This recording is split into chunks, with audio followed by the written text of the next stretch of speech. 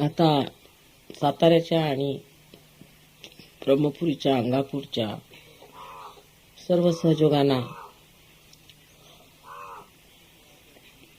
असं सांगायचं आहे की 2 वेळेला असं झालं की आम्ही अंगापूरच्या प्रोग्रामला येऊ शकलो नाही. फार वाईट गोष्ट आहे. मला बरं नाही वाटलं ते. असं कसं झालं एकदम, असं का झालं? असं होत नाही. मागच्या वेळा बँकेने एवढा त्रास दिला, मला पैसे द्यायला तयार नव्हतं, तर पैशाशिवाय हालायचं कसं? मला राहावं लागलं 1 दिवस, त्यामुळे इकडे येऊ शकले नाही.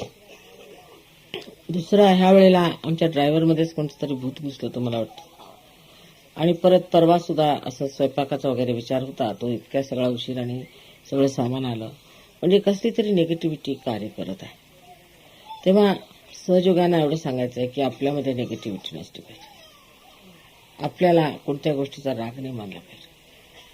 इतक्या लांब, इतक्या आतमध्ये येऊन सहयोग आपण वाढवतोय, तेव्हा आपल्यामध्ये एक तऱ्हेचं समाधान असायला पाहिजे आणि एक तऱ्हेचा आशीर्वाद मानला पाहिजे की माताजी अंगापूरलाच काय येतात, आणखी पुष्कळ ठिकाणी जाऊ शकतात, नवीन नवीन ठिकाणी जाऊ शकतात आणि तिथे जास्त कार्य होऊ शकतं.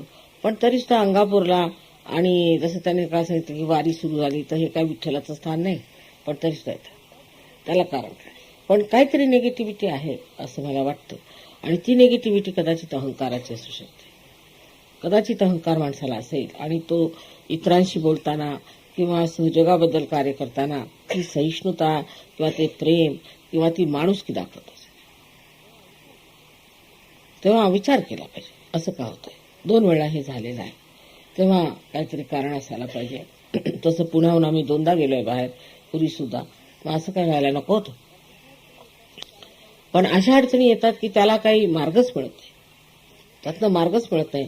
तेव्हा मी सुद्धा मग असा विचार करून सोडून टाका. पण एकदा तुम्ही सगळ्यांनी विचार केला पाहिजे की आमच्यात माणुसकी पूर्णपणे आहे का? आम्ही सर्व सहयोगांना प्रेमाने वागवतो का? त्यांचा आम्ही मान ठेवतो का? की आम्ही आपल्याबद्दल, आपल्याच फॅमिलीबद्दल, आपल्याच घराबद्दल विचार करत राहतो? असं जर केलं तर तुमचं तर नुकसान होईलच, पण इतरांचंही फार होईल आणि तुमची जबाबदारी आहे. त्या सर्व इथल्या सहयोगांना माझी हात जोडून विनंती आहे की आपापसामध्ये कोणी उच्च नाही, नीच नाही. सहयोगामध्ये कोणी मोठा नाही, कोणी लहान नाही, सगळे एकसारखे. कुठेही आपल्या जंगलात राहतात हे लोक, कुठल्या कुठल्या देशात, काही काही लोक फारच श्रीमंत आहेत, काही इतके श्रीमंत नाहीत, पण सगळे कसे प्रेमाने आपापसात म्हणून मिसळून राहतात. तशी कलेक्टिव्हिटी जर नसली तर मात्र प्रोग्राम होत नाही, मी पाहिलेलं. तेव्हा फक्त असं अंगापूरला किंवा आपले साताऱ्याला असं का होतं? काल मी त्यांना सांगितलं नाही, पण मला तरी असं वाटतं की इथले जे सहयोगी आहेत त्यांनी ध्यान करायला पाहिजे आणि अहंकाराला आतून काढलं पाहिजे. अहंकारामुळे असं होतं. अहंकार जिथे झाला की हनुमानच हे कार्य करतो, ते होऊच देत नाही. काही ना काहीतरी घोटाळे करून ठेवेल आणि मला पुढे येऊच देत नाही. तेव्हा कालचा आणि आजचा, परवाचा आणि कालचा प्रोग्राम जो झाला त्यात मला वाईट वाटत होतं म्हणा, पण मी सुद्धा अगदी असमर्थ होते या गोष्टीत. मला समजत नव्हतं की असं कसं झालं. तेव्हा माझी खरोखर आपल्याला विनंती आहे की सामूहिकता वाढवली पाहिजे, आपापसातलं प्रेम वाढलं पाहिजे, सामूहिकता आलं पाहिजे. अधिक तर लोकांचं आपले महाराष्ट्रात असं आहे की ह्याचा गळा काप, त्याचा गळा काप. सहयोगात सुद्धा ते चालू असतं. हा ठीक नाही, तो ठीक नाही, त्याला येऊ नको देऊ, त्याचं काही ठिकाणा नाही. त्या अशा रीतीने वागून ह्या भाऊबंदकीने सहयोग कधी वाढणार? तुमच्यावर अनेक आशीर्वाद आहेत परमेश्वराचे आणि अनेक गोष्टी घडल्या आहेत. तेव्हा सारखं परमेश्वराने आम्हाला किती दिलं, किती आम्हाला आनंद दिला, किती आम्हाला सौख्य दिलं, किती आमच्यावरती कृपा केली आहे. ही कृष्णा सुद्धा सारखी सकाळपासून देवाचंच गुणगान गाते असं मला दिसलं. मग आपण तरी किती त्याचं म्हटलं पाहिजे. आता ह्या लोकांचे 15 देश नाही, 30 देशातले लोक आहेत तिथे, आणि प्रत्येक देशातल्या लोकांनी आपली गाणी कशी म्हणून घेतली, त्यांच्यात कशी निनादतात, त्यांच्यासाठी सहयोग हाच जीवन. तसं आपल्याकडे नाही. एक गाणं जर कुणी म्हटलं की दुसरा त्याच्यावर वरचं गाणं म्हणाल, पण असं नाही की सगळ्यांनी म्हणून ते गाणं आधी शिकावं मग दुसरं गाणं म्हणाल. तर आपामध्ये इतकं कॉम्पिटिशन आपल्यात आता जे चाललेलं आहे ते गेलं का?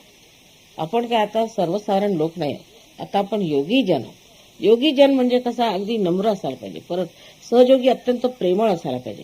सगळ्यांना या बसा, कुणी श्रीमंत असो गरीब असो तरी त्याला म्हणायचं की तुम्ही येऊन बसा. आणखी त्यांना व्यवस्थित बघायचं, त्यांचं प्रेमाने वागवायचं. माझं घर, माझी फॅमिली असा जो मनुष्य बघतो तो सहयोगात राहणार नाही, टिकणार नाही आणि तो निघून जाणार. म्हणून माझी सगळ्यांना अशी विनंती आहे की असा अप्पलपोट्टेपणा करायचा नाही किंवा अशा सीमित ह्याच्यात राहायचं नाही. आपल्याला विशाल व्हायचंय. मग आपली नावं दिगंताला पोचणार. कोण कोणाला ओळखत होतं बघा. राहुरी चमचे धुमाळे त्यांना कोण ओळखत होतं. कुलकर्णी आहेत पुण्याला, त्यांना कोण ओळखत होतं. मुंबईला मखदूम साहेब आहेत, त्यांना कोण ओळखत होतं. काही नाही. पण आज सगळ्या जगात त्यांची नाव आहे त्यांच्या मोठेपणामुळे, त्यांच्या विशालतेमुळे. त्यांचे ह्या लोकांना आल्यावर गळ्यात मिठा घालतात. माझ्यावरच नाही की तुम्हीच या, तुम्हीच करा असं नाही. ह्यांच्याशी ओळख करायची, ह्यांच्याशी बोलायचं. हा कोण, हा कुठून आला, याचं लग्न कोणाशी आहे, असं आहे तसं आहे. स्वतःला वेगळं अलिप्त नाही ठेवलं पाहिजे. आणि ते जर आलं ना तर ह्यांच्यामध्ये सरमिसळ होईल, तुमची नावं वाढणार, संबंध देशादेशातनं तुमचं नाव आहे. आता जर ह्यांना विचारलं की साताऱ्याचे कोण ऑर्गनायझर आहेत तर कोणाला माहिती आहे. आता तुम्ही करता त्यांचं ऑर्गनायझेशन, एकाचे नाव कोणाला माहिती म्हणजे काय होणार आहे. याला काय कारण आहे. कबूल आहे ना, ही गोष्ट कबूल आहे ना. तर सगळ्यांशी बोलायचं, भेटायचं, सगळ्यांना नावं सांगायची, ओळखी करून घ्यायच्या, कोणत्या गावचे, कोणत्या देशाचे, त्याबद्दल वाईट नाही वाटून घ्यायचं. आई जे म्हणते ते हितासाठी म्हणते तुमच्या, ते सगळ्यांचं भेटून घ्यायचं, बोलायचं. कोण आहे आता काच इतकी मंडळी आली ती ज्यांना पार झाले, काय झालं, त्यांची नावं वगैरे नोंदवली की नाही माहिती. मी सगळं बघत होते पण काही बोलले नाही. प्रत्येक वेळा असंच होतं. प्रत्येक वेळा काळजी घ्यावी लागते. हे आपले पाहुणे नाहीत, हे आपले अंग प्रत्यंग आहेत. आपलं शरीर आहे, आपल्या शरीरातले भाग आहेत, हे समजलं पाहिजे. आता इतक्या विशाल शरीरात तुम्ही प्रवेश केलेला आहे आणि त्या शरीराचे आपण अंग प्रत्यंग आहोत. जसं ह्या बोटाला लागलं की लगेच ह्या बोटाला कळतं आणि सगळं शरीर हालतून निघतं, तसंच आपलं आहे. तेव्हा ती एकांता, ती एकात्मता जोपर्यंत आपल्यामध्ये येणार नाही, यांच्या ओळखी पटणार नाही, तोपर्यंत आपण सहयोगामध्ये अजून उतरलो नाही, आपल्याला सहयोग समजलेला नाही. ज्यांना सहयोग समजलेला आहे ते हे समजतात की हे युगायुगातलं फार मोठं एक सुवर्ण आहे.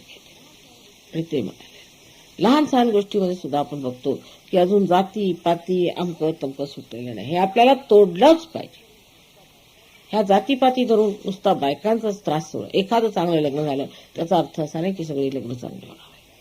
पण ह्याचा अर्थ असा नाही की जातीत करायचंच नाही, पण सहयोग असल्याशिवाय लग्न करायचं. पण तो जातीतलाच असला पाहिजे असा अट्टहास करायचा नाही. आपण लागले सर्व विश्वास बसवायचं, ही हिंमत असायला पाहिजे. जर ही आम्ही तुम्हाला समर्थता दिली नाही तर तुम्ही कसले सहयोगी. जर तुम्ही समर्थ असाल तरच होऊ शकतो. तर एऱ्या गबाळ्याचे काम नव्हे, त्याला पाहिजे जातीचे सांगितलेलं आहे.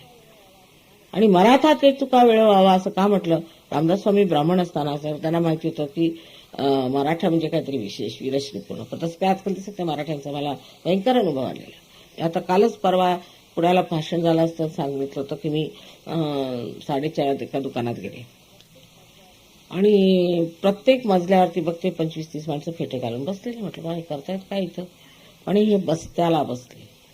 असं बसत होते का शिवाजी महाराजांच्या वेळेला वेळ तरी होते का बस्त्याला बसायला. आणि तिथे बसून मुलींच्या साड्या घ्यायच्या ना गप्पाष्टक करायच्या. किती खालच्या दर्जाचे झाले ते मराठी असं मला वाटलं. बसून साड्या निवडायच्या, आणखीन आता उद्या बांगड्या भरायला येतील. दुसरं काय मला समजत नाही. पुरुषांनी अशा गोष्टी ढवळाढवळ करायची आणि अशा गोष्टी बघायच्या म्हणजे अगदी लाजीरवाणी स्थिती. आज जर शिवाजी महाराज असते तर ते का म्हणाले असते असा विचार. अहो हातामध्ये तलवारी घेऊन फिरणार लोक आज बस्त्याला बसून साड्या बघतात, तर काय म्हणावे लोकांना. म्हणजे कोणत्या मराठी त्यांनी सांगितलं ते मला समजत. परत पुष्कळशे लोक शिवाजी महाराजांचं नाव घेऊन धंदेच करतात, दारू प्यायची. त्या शिवाजी महाराजांनी आपल्या मुलाला इथेच तुमच्या समोरच अटकेत ठेवलं होतं, कारण तो दारू प्यायचा. ऐकी नाही गोष्ट कधी अटकेत ठेवलं होतं की नाही. मग जे लोक दारू पितात ते शिवाजी महाराजांचं नाव कसं घेऊ शकतात. सरळ गोष्ट. त्यांना अटकेत ठेवायला पाहिजे शिवाजी महाराजांच्या हिशोबाने, कळलं की नाही. आणि जर तुम्ही त्यांना अटकेत ठेवू शकत नाही तर निदान त्यांच्या जवळ तरी जाऊ नये, त्यांच्याशी संबंध ठेवू नये, कारण त्यांचा जो घाणेरडेपणा आहे त्याचा परिणाम तुमच्यावर. ह्या अशा समाजाला काय म्हणायचं, अशा मराठा समाजाला. आम्ही सुद्धा त्याच समाजातले आहोत असं म्हणतात लोक. आणखी ते काय तुमचं 96 कुळी वगैरे आहे ते सुद्धा आहे म्हणतात. तर त्याला काय चाटायचंय, काय त्याच्यात अर्थ आहे. 96 कुळी म्हणायचं आणि बायकोला मारायचं. अहो तसे धोबिणी सुद्धा इतक्या मारल्या जाते तितक्या मराठीच्या बायकांना लोक मारतात, ते त्रास देतात. हे काय मोठे 96 कुळी झाले. या सर्व गोष्टींकडे आपण लक्ष द्यायला पाहिजे. आपण सहयोग आहे, ही एक क्रांती आहे फार मोठी. जे कोणी क्रांतिकारी असतील त्यांनी सहयोगात यावं, नाही तर येऊ नये. आणि ही क्रांती फार मोठी. या क्रांतीमध्ये आपण सगळं बदलून टाकणार आहोत. मनुष्यामध्ये एक तऱ्हेचं आनंदमय जीवन आतमध्ये आणि बाहेर संबंध व्यवस्थित अगदी असं बसलेलं रामराज्य पाहिजे. त्याची मी कल्पना केलेली आहे. त्या रामराज्याला जर तुमची तयारी असली तर माझ्यावर उभं राहायचं, नाही तर उभं राहायचं नाही. उपटसुंबांचं इथं काम नाही. सहयोगामध्ये काम त्या लोकांचं आहे जे लोक ह्याच्यासाठी समर्पण करतील, मेहनत करतील आणि वेळ घालतील. पंढरीच्या वाऱ्या करायला लोक तयार आहेत. पंढरीच्या वाऱ्या करायला पोचले. पंढरीच्या वाऱ्या करायला लोक पोचतील. तिथे जाऊन एक एक महिना घालवतील, डोकी फोडून घेतील. पण जे सहज सरळ आहे ते मिळत नाही. की ह्या सगळ्या गोष्टींमध्ये आपण किती वेळ घालवला, आपल्या बापदाद्यांनी वेळ घालवला, त्यांच्या बापदाद्यांनी घालवला, आणि आज आपण कुठे आलो. पूर्वी होतं बरोबर शिवाजींच्या वेळेला की मुसलमानांना पळवायचं, पण आता ते सगळं आपल्या आतमध्ये आलेले, सगळे आपले षड्रिपू आपल्या आतमध्ये आले, ते आपण काढून टाका. सहयोगामध्ये बोलायचं एक आणि करायचं दुसरं असं नाहीच. तसं तुमचं आई करत आहे तसंच तुम्ही करायचं. प्रत्येक गोष्टीमध्ये लक्ष ठेवलं पाहिजे. दुसरी गोष्ट मी इकडे अशी माझ्या लक्षात आली, खरोखर म्हणजे मी नागपूरची राहणार आहे. नागपूरला लोक भयंकर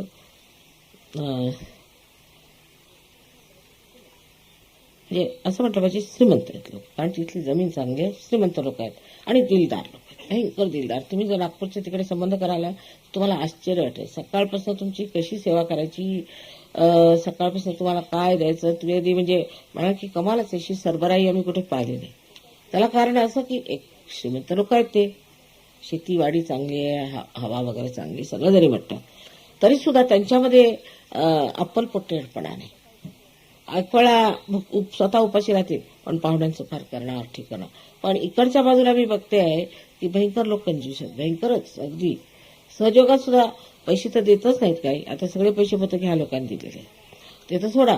पण आता जर तुम्हाला गणपतीपुळ्याला जायचं असलं तरी त्यांना असं वाटतं माताजीने आमच्या खाण्यापिण्याचे राहण्याचे सर्व पैसे द्यायचे. म्हणजे हे काय भिकारीपणा.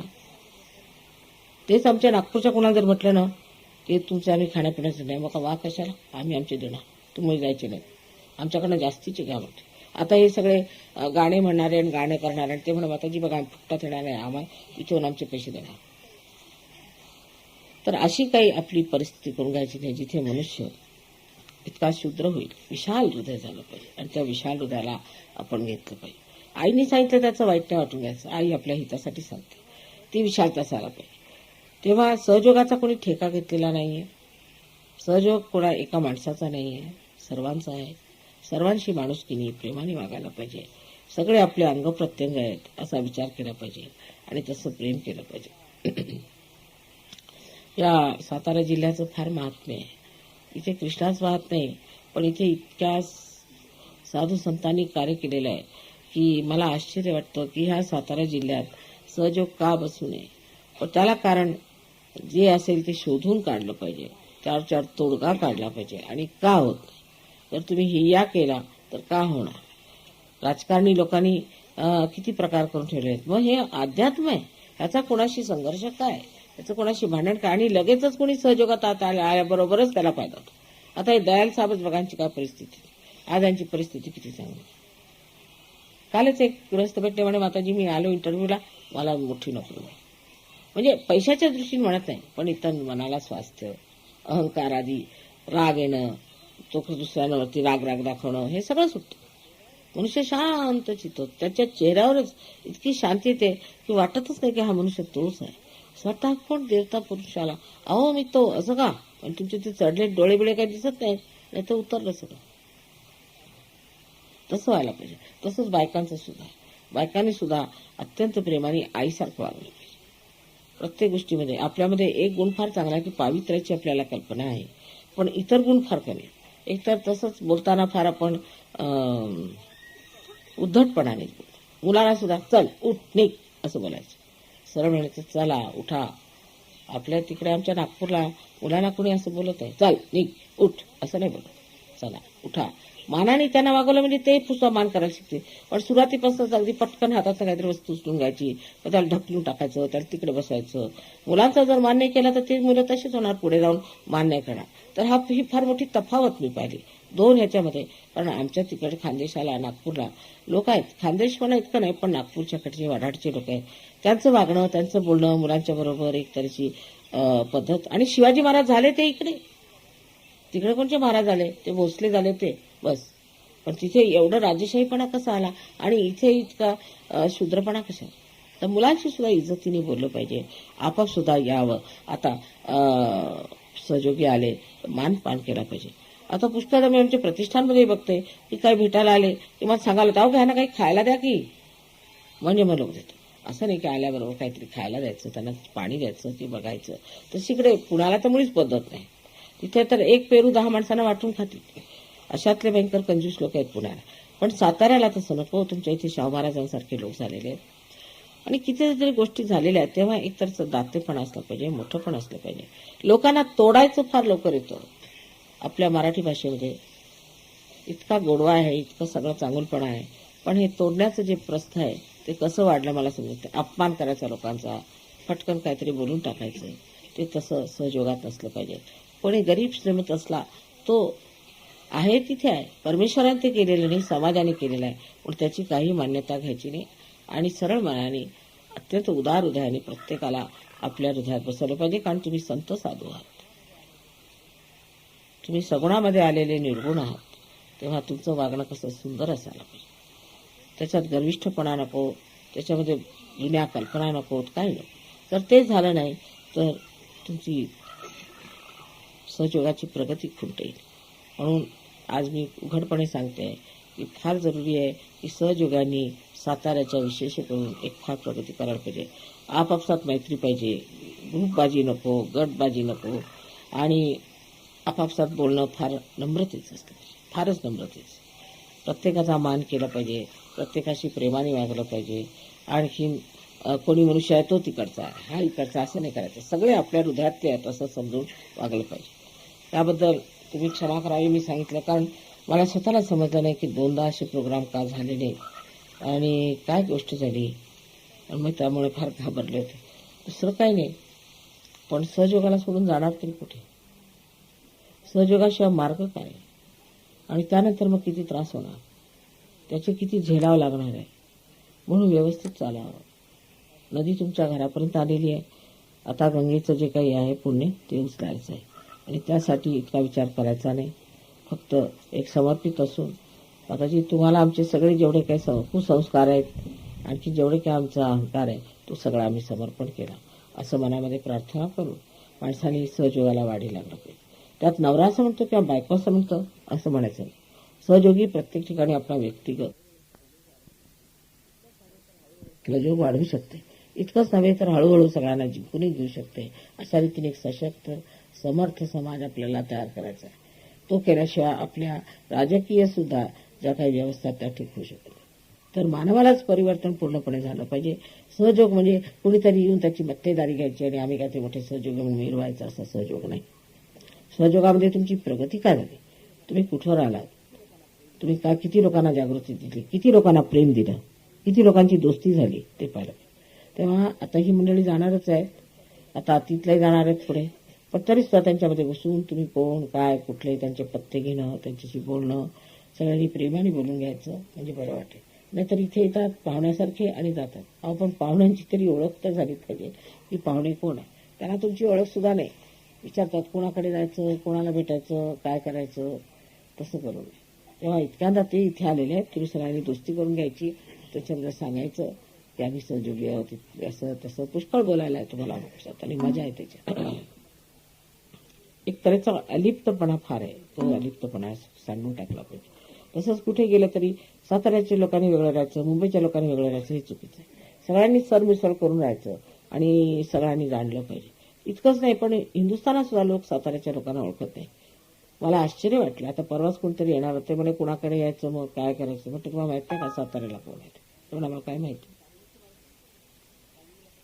सांगलीचं माहित आहे, सांगलीला तर काही सेंटरच नाही, मग साताऱ्याचं का माहित असू नये.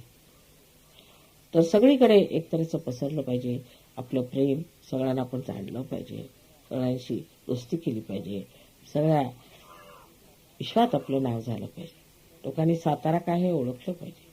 ब्रह्मपुरी माहिती आहे त्यांना आणि ब्रह्मपुरीची नदी माहिती आहे, तिचे कितीतरी फोटो काढलेत त्यांनी, पण साताऱ्याचे संचालक कोण आहे, तिथे कोणते सहयोगी आहेत, काही त्यांना माहिती नाही. तेव्हा असं अलिप्त राहून राहायचं नाही की आम्ही सेवा करतो. कसली सेवा करायची? सेवा काहीच नाही, प्रेम करायचं आहे.